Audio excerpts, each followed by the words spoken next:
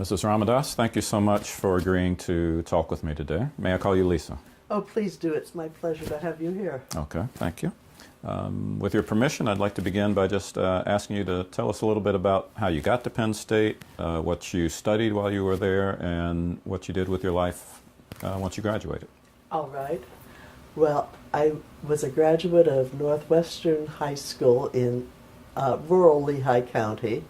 It was a brand new school. I was in the first full graduating class, so we didn't have a record.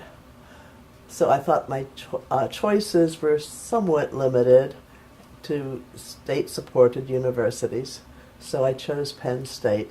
I had been there many summers in Rainbow Girls as a young lady, and I was absolutely thrilled when I got there. I loved the campus from the minute I stepped foot on it.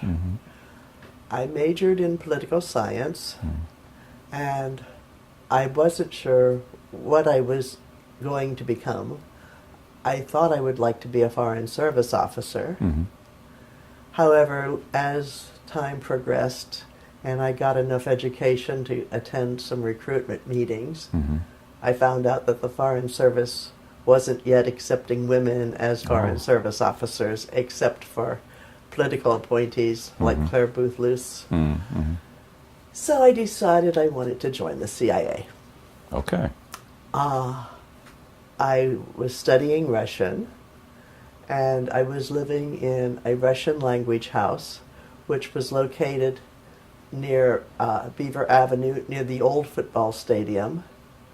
The Russian language house was a former home management house, which was a carryover from the 50s when many women were majoring in home economics. The chair of the Department of Slavic Languages had secured the use of one of these homes to be a place for girls studying Russian to live, and we were supposed to speak Russian during the day.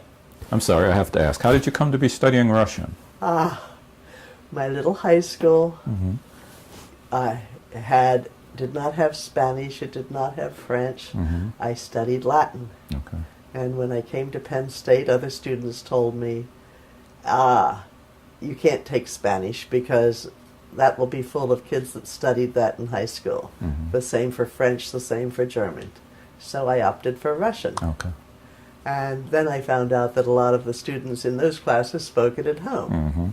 But it was nice, and the teachers were just so friendly. So I really enjoyed it, and living in the Russian language house provided me with opportunities that would not have been available in the dorms. We had a very large living, dining area, and a lot of organizations had meetings there.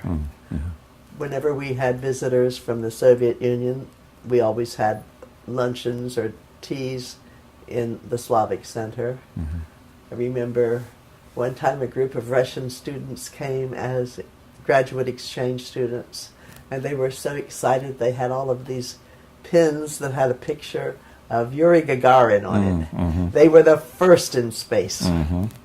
And we were a little bit behind them. But they were so proud of Yuri Gagarin and his achievements. Then we had the Cosmopolitan Club that met there. The Cosmopolitan Club was a group of international students and American students that were interested in international things. I see. One of the members was Farouk Fauzi from Egypt, who started the Muslim Student Association, which still exists today. Another student was Al Maiga, and he was from Mali, very proud of the fact that Mali was now independent from France. And all of the African students were either from newly independent countries or countries that were on the brink of getting independence. And it was a very exciting time for them. Another organization was Friends of India, and that was mostly Indian students and friends they had made on campus who wanted to know more about India. Mm-hmm. We celebrated the 100th anniversary of the birth of Rabindranath Tagore, and they taught a couple of the American girls how to sing some Bengali songs and dressed us in saris, and we participated enthusiastically. Mm-hmm. All of these things were going on at a time when the civil rights movement was coming to campus. Mm-hmm. The black undergraduate student body in the early 60s was minuscule. Mm-hmm. In my entire 4 years as an undergraduate, Mm-hmm. I was only in one class where there was a black student. Really? Okay. Speech 200. And in fact, I met him a few years later in Pittsburgh, and he recognized me from the class Mm-hmm. because there were just so few people. Mm-hmm. But that didn't keep activism from occurring. Mm-hmm. SNCC, Southern Nonviolent Coordinating Committee, was active on campus. Mm-hmm. So was CORE, the Congress of Racial Equality. State College was pretty inhospitable to black students in those days. Mm-hmm. You couldn't go into a barber shop and get your hair cut, or a beauty shop and get your hair straightened. You had to go either to Pittsburgh or Harrisburg or a city where there was a larger population to get those kinds of things done. Mm-hmm. There was a white campus pastor, Reverend Arthur Seda, was active in the civil rights movement, and he organized a boycott of the barber shops. Mm. He also he recruited people to participate in freedom rides. Mm-hmm. I had quite a few friends that went on freedom rides. With my aspirations to work in the State Department, I was a little bit leery Yes. about participating, Yes. and I guess I took the chicken way out. Mm. But I admired the people who did go and was appalled by the stories that they told when they came back. Mm-hmm. One girl, Pam Clemson, was attacked by the dogs and the fire hoses Mm-hmm. and had her picture on the cover of Life or Time, some major magazine. Mm. The anti-apartheid movement Mm-hmm. was also in full swing. Mm-hmm. And their goal was to get as many students as possible to buy one share of stock in companies that did business in South Africa, Mm-hmm. and then to submit proposals for the next shareholder meeting Mm-hmm. to stop doing business in South Africa until apartheid ended. Mm-hmm. And that way, if you were a shareholder, you got one vote. We never had enough votes to make any of those proposals pass, Mm-hmm. but we certainly got enough votes to make the companies take notice to what was going on. Mm-hmm. When And when you went to Penn State, did you expect to find the campus rife with activism in this way? Were you expecting, looking forward to that, or was that a surprise to you? that was a total surprise, and it was totally different from what I hear Penn State was like in 1959. Mm-hmm. The Supreme Court decision in 58 and the things that happened between 58 and 60 had made people aware that change was coming Mm-hmm. and that things were not right in this country. Mm-hmm. So it was time. Now, I must say that the majority of the students did not participate in these activities. Mm-hmm. It was a small group, but a very, very active group, a very, very committed group. Mm-hmm. There was also a very committed anti-war group. Mm-hmm. Some of them were the same, and some of them were completely different, Mm-hmm. which I never quite understood how you could be Mm-hmm. opposed to war but not opposed to equal rights. Mm-hmm. to lack of equal rights. Mm-hmm. The one of the things that the anti-war movement did was they gave out dog tags Mm. that were duplicates of dog tags worn by people who were now prisoners of war. Oh, okay. And students wore them for their entire time in college. Mm-hmm. I don't know whether they continued to wear them later or whether they just discarded them. Mm-hmm. The Methodist campus pastor, Reverend Bob Boyer, Mm-hmm. was the active CO counselor. Mm-hmm. And he took a lot of flack for that because he was accused of encouraging draft dodging. But listening to him, I learned that there's a huge difference between draft dodging and conscientious objection. Mm-hmm.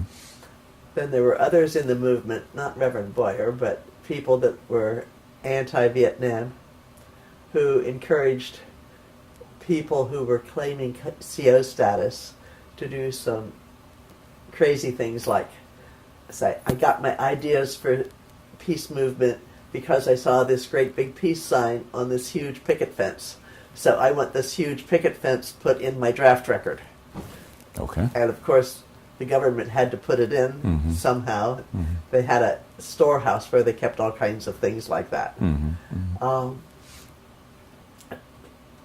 Do I remember correctly? Students for a Democratic Society was active as well on the campus. Students for a Democratic Society had a few very active members. Mm-hmm. Most students shied away from them. They thought they were a little bit too radical. Mm-hmm. But those that were members continued their activism Mm-hmm. for the rest of their lives. Mm. Now, I don't think he was a member of SDS, but there was Dr. David Sprinson, who went on to teach philosophy at City College in New York, and he continues to be a community activist for all kinds of issues, especially environmental issues and political issues. Mm-hmm. The kind of decisions that you made in those early years Mm-hmm. affected things that happened to you when you graduated. Mm-hmm. So in light of that, I have to ask you about your one-time aspirations to join the Foreign Service, be in the CIA. At some point that shifted in light of these experiences. Well, where did yes. that take you? I was actively pursuing. Did I say that I went to a meeting and found out that the State Department was not taking women as Mhm. Foreign Service officers? Mm-hmm. So I switched my interest to the CIA, and by my senior year, I was going down to Washington almost every month Hmm. to have meetings and interviews and all kinds of interrogations. And then one day, I fell in love with and married a student from India. Mm-hmm. So I called them and I said, does this affect my application? Mm-hmm. And they said, yes, we don't hire married women as spies. Hmm. Okay. A decision that I was later grateful for when I Right. found out that that wasn't my cup of tea. Mm-hmm. But since I was at Penn State and my husband was a graduate student, I decided to enroll in the graduate program. Mhm. And so I stayed on the university till I got my master's degree in '66. Mm-hmm. Then I got a job in the poverty program, Mm-hmm. which was brand new, created by President Johnson. Mm-hmm. And in the poverty program, I met a group of, I'm going to use the word black because that was the term at the time. Actually, Negro was more Mm-hmm. in tune in the general population. But I met this group, Youth for Advancement of Black Students. Mm-hmm. And they were interested in going to college. So I became their advisor, and we learned that the president of universities have the authority to admit anyone they wanted Mm-hmm. as a special admit. Hmm. So we put our sights on Penn State. Mm-hmm. partly because it received a lot of state funds, partly because I was very familiar with the university. And we started going to Penn State several, well, let's say, 3 or 4 times a year, and tried to secure admission. This was in 66, 67. The students were 11th graders when they started. By 68, they received letters saying that they were invited to participate in Upward Bound. And if they made all A's and B's, they could enroll in the university in the fall. That was a big disappointment because they had worked very hard to secure special admission. But they also worked very hard to ensure they had many levels of support. One of them was from Representative Leroy Urvis. He was a representative from the Hill District in Pittsburgh, whose seat was so secure that he had been reelected enough times to make him head of the House Appropriations Committee. Okay, so he has some weight. So he carried a lot of weight. Then he called the president of Penn State and said, I want to wish you luck on your appropriations. We're going to be voting today. So the president said, why, thank you. I don't think I've ever received a call like this before. Oh, by the way, I'd like to check on the status of some friends of mine from Harrisburg who recently applied to Penn State, and he gave them their names. The president said, oh, well, I'll have my staff find out and get back to you. Leroy Urvis said, that's all right, I'll wait. Well, he was informed that they all had full admission. Ah, funny how that works. I was in my office. I got a phone call saying a dreadful mistake had been made. There had been a contingent admission sent to some students who should have gotten a complete full admission. And would I please go over to their high school so that they would stop feeling bad? So, in 1968 fall, I believe it was 9 of the Youth for Advancement of Black students enrolled in Penn State. Okay. How were they received? Well, the Daily Collegian headline said, Blacks invade campus. Oh my, okay. So, but they were such a minuscule number. I mean, you have 900 students in an undergraduate student body of 20,000. Hardly a drop in the bucket. But they were leaders. And they very quickly formed ties with the black sorority students and the black fraternity students. And I'm not sure if it was 68 or 69, the university had admitted 200 other special admit students through the various colleges. Each college sponsored a certain number. And so working together, the students came up with a list of demands. They were completely ignored. So the students started agitating, and the campus police were informed that if there were more than 2 black students any place on campus, to break it up. So they got a whole list of names and assigned times. And every 15 minutes during the day, a black student walked into the president's office saying, I'm here to see the president about the status of black student demands. They were very polite, and when they were told no, they left. But by the end of the day, the secretaries were so upset. Many of them had never spoken to a black person before in their lives. Wow, okay. And here it was 4 people an hour. The next day they all called in sick. So the president called down to the various colleges and got secretarial support from them. The same thing continued all week long. Oh my. By the end of the week, there were no secretaries available. And so they agreed to pay some attention to the black student demands. But they informed the students that it was against university policy to meet with people who were not taxpayers. That's So very the interesting. students contacted me I had moved to Pittsburgh and was a volunteer with the Community Action Program in Pittsburgh. So I went to them, and there were a few professors from Carnegie Mellon and other community activists, and we all went to Penn State to meet with the president. Mm-hmm. And we took along a reporter. When we got into the meeting, we were told that we could not have a reporter there. So we asked our reporter to leave. And then we realized they had a reporter.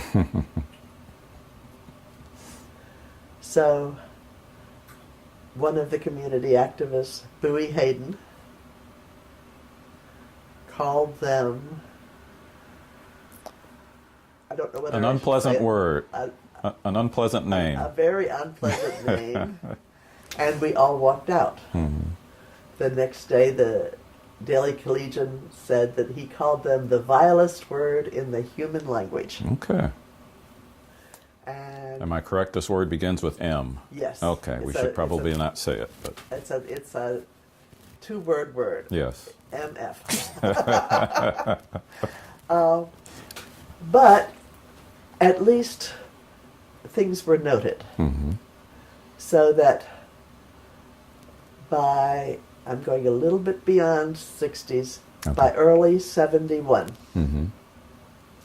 the students called me and asked, would I come to Penn State to be the director of academic affairs for a special educational opportunity program. Okay. So in this interim, between the time you got your master's and 71, you were not formally affiliated. They were just reaching out to you. They were reaching out to me. Oh, okay. Yeah. All right. So the program started. We had someone that was in charge of reviewing potential admissions. Mm-hmm. We had people working on scholarships, people working on part-time jobs. Mm-hmm. Housing was a big issue. Mm-hmm. If you couldn't afford to live on campus and you wanted to live off campus, there were very few landlords that were willing to rent. Mm.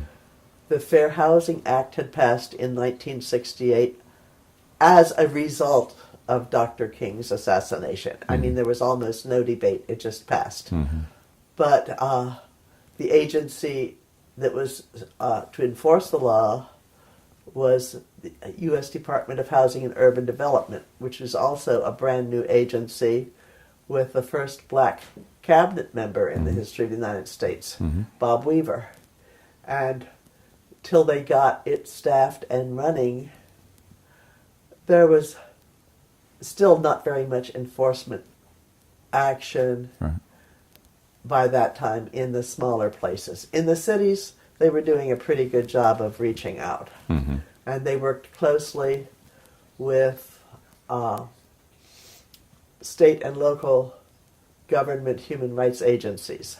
Oh, I forgot to mention that when in the late 60s, after I moved to Pittsburgh, I got a job working for the Pennsylvania Human Relations Commission. Okay. And when I left to work at Penn State briefly, I was promised that I could be rehired if I chose to come back. Mm-hmm. So when I chose to come back, there was an opening in Harrisburg. Mm-hmm.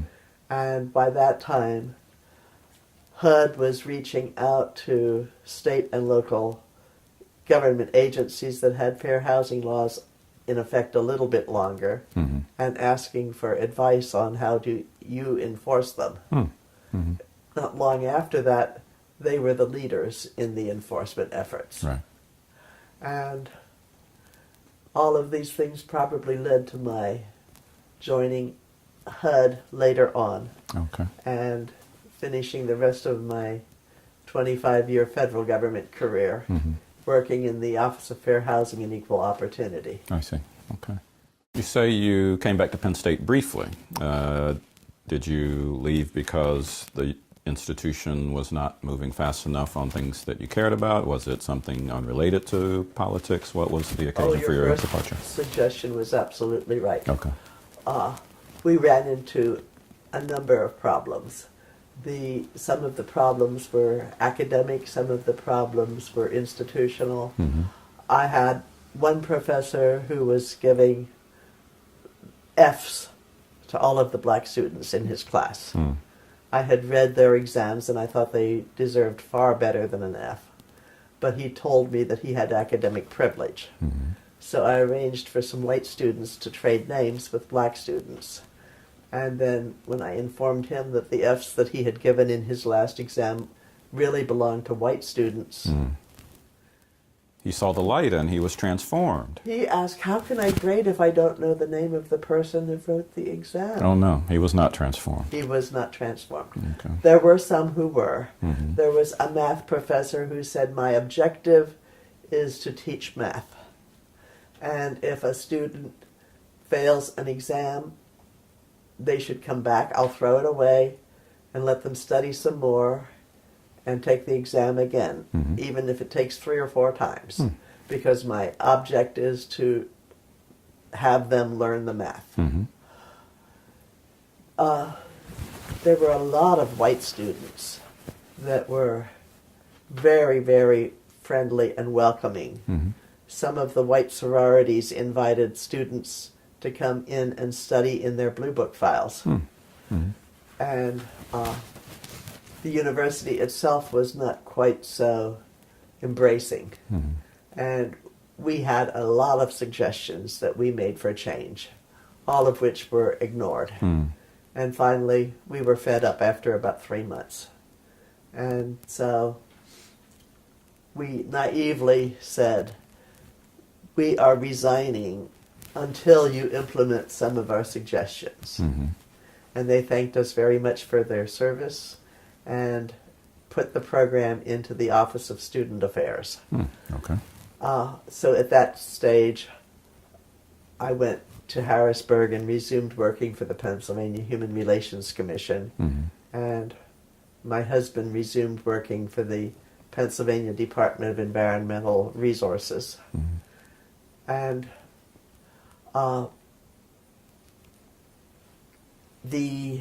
some of the students graduated, some of them dropped out. Mm-hmm. But during the time that I was there was a grading period, and I had access to all of the grades. And I made a bell chart for the students in the Special Educational Opportunity Program, and then I made a similar bell chart for all of the students in the university. They were identical. Mm-hmm. Same percentage of Dean's List, same percentage of failure, and everything else in between. Mm-hmm. So it was obvious that the SAT scores and the high school grades were not the determining factor Right. in deciding who would succeed in college. Mm-hmm. And later on, not too many years ago, I created a trustee scholarship because I was very grateful to monies that I received through the Department of Slavic Languages. I never got any scholarships, but the chair of the department, Dr. Thomas Magner, made sure that I got jobs that paid more than minimum wage. He had me type a Serbo-Croatian handbook on the basis that it had to be a person who could read Cyrillic. He got me a job translating scientific Russian for the meteorology department. And all of these things certainly made my financial life at the university a lot easier. Mm-hmm. And so in gratitude, I created a scholarship, and as a result, I'm part of the Mount Nittany Society. Oh, okay. And not too many years ago, at the Mount Nittany Society, one of the honorees was a black lady who, based on her age, had to be at Penn State in the late 60s, early 70s. Mm-hmm. So after the dinner was over, I went up to her and I said who I was, and she said, "Oh, now I remember you." She said, "I was not a special admit, but I was facing so many problems in the university as a black student in a huge minority that I was ready to transfer to out. Mm. But then the Special Educational Opportunity Program started, and I was able to benefit from that program. And I decided that I would stay at Penn State. And so I felt, very proud that here was an example of someone who is now honored by the university through participation in the program. Right, right. That's wonderful. That's a wonderful story. So you are still active with the university as an alum? I'm still active with the university, but not in the special educational opportunity program. No longer exists. I'm a mentor for students who are graduating or about to graduate from political science.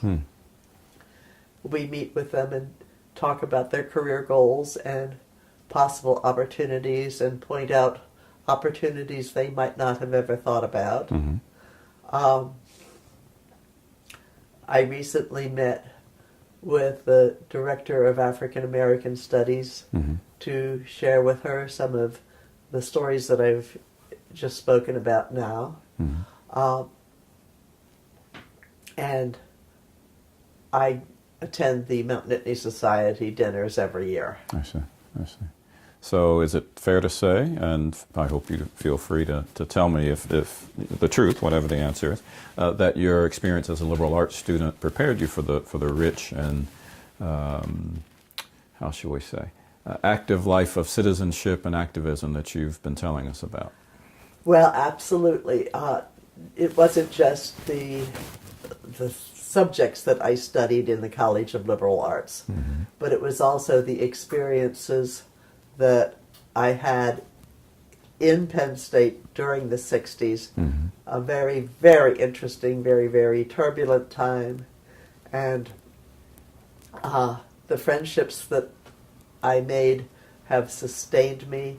Even now, the people that I call on first when I want support or advice are other girls that lived with me in the Slavic Center. And I don't think there's too many people that have a lot of very close friendships more than 50 years after they graduate from college. My advisor in the College of Political Science, or not the College of Political Science, the Department of Political Science, Dr. Elton Atwater, was a pacifist. He was a Quaker, and he was very, very active in encouraging students to participate in a Model United Nations on campus every year.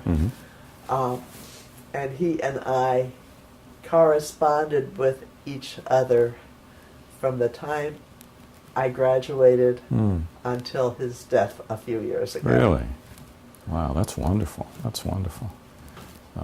Well, I'm grateful to you for your time. I think we can bring things to a close with just one more question, if you will indulge me.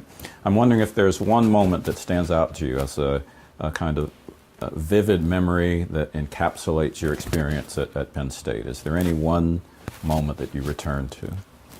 A vivid memory that encapsulates my experience? No, but I have a very vivid memory of hearing on the radio that President Kennedy had been assassinated. And we were stunned. And at first they didn't know that he had died. It was just the president has been shot. And so we thought, well, maybe it's a good thing. It'll help him in his re-election campaign. Okay. But then when we found out it was not that way, that he was actually assassinated, people were crying. There were people who didn't care, and there were some people who were glad. But the people who shared his goals, they weren't just sad, they were absolutely shaken. And then, of course, followed with the other assassinations during that decade of Dr. King and Bobby Kennedy. That's something you never forget. Yeah. Thank you so much for sharing this time with us and sharing your memories with us. You're very welcome. Thank you for listening to me.